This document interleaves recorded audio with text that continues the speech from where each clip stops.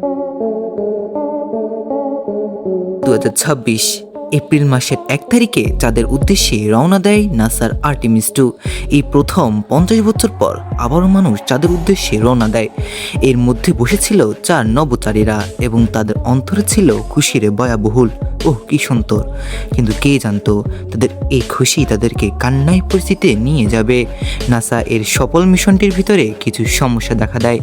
আজকে আমরা সেই সমস্যাগুলো নিয়ে আলোচনা করব। তাহলে শুরু করা যাক। Number 1, helium gas leak. নাসাই সবসময় হিলিয়াম গ্যাসকে নিয়ে বিপর্যয়ের কারণ মনে করেন। অপোলো মিশন থেকে আজ পর্যন্ত এটির সমাধান হয়নি। কোনো না কোনো মিশনেই তাদের এই হিলিয়াম গ্যাসের কারণেই বিপর্যয়ের সম্মুখীন হতে হয়েছে। এবার আসি দ্বিতীয় নাম্বার পয়েন্টটাকে নিয়ে। পয়েন্ট নাম্বার 2, টয়লেটের সমস্যা। মানুষের দৈনন্দিন জীবনে সবচেয়ে গুরুত্বপূর্ণ জিনিস হচ্ছে টয়লেট। আর এই টয়লেট যদি খারাপ হয়ে যায় তাহলে কি অবস্থা না হতে পারে।